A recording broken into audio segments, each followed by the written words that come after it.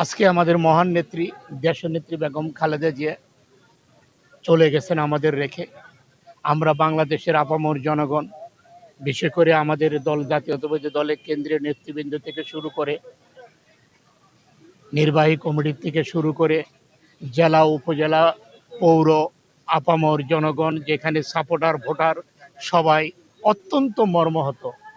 আমরা জাতিগতভাবে এমন একজন নেত্রীকে পেয়েছিলেন যিনি আজীবন সংগ্রাম আন্দোলন করে বাংলাদেশের গণতন্ত্রকে টিকিয়ে রেখেছে, বাংলাদেশের মানুষের অধিকারকে টিকিয়ে রেখেছেন, যিনি তার জীবনকে উৎসর্গ করে এই জাতির কথা চিন্তা করেছেন, যিনি মানুষের কথা চিন্তা করেছেন, যিনি তার অসুস্থতাকে অবহেলা করে এই বাংলাদেশের মানুষের কথা চিন্তা করে যিনি বাংলাদেশে রয়ে গেছেন, বাংলাদেশের মানুষের ভালোবাসায় রয়ে গেছেন।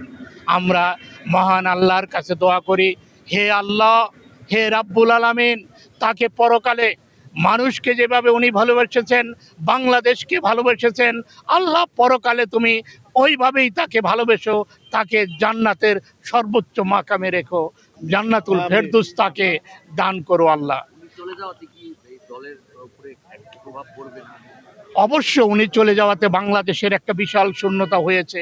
সেটা তো বাংলাদেশের মানুষের যে আশা আকাঙ্ক্ষার প্রতীক ছিল, সেখানে তো একটি ক্ষতিগ্রস্ত হয়েছে বটেই।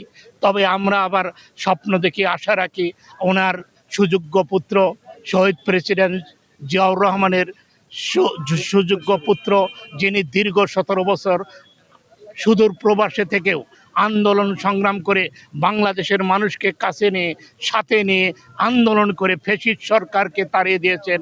আমরা বিশ্বাস করি, আমরা বিশ্বাস রাখি, বাংলাদেশের মানুষের বিশ্বাস করে আগামী দিনে ওনার নেতৃত্বে আমাদের আগামী দিনে রাষ্ট্রনায়ক জনাব তারেক রহমানের নেতৃত্বে বাংলাদেশে আবার গণতন্ত্র ফিরে আসবে, আবার মানুষের অধিকার ফিরে আসবে, আবার ভোটের অধিকার ফিরে আসবে, আবার বাংলাদেশ হিসাবে পরিচিতি পাবে সারা বিশ্বের কাছে। এটাই আমাদের আশা, এটাই আমাদের আকাঙ্ক্ষা।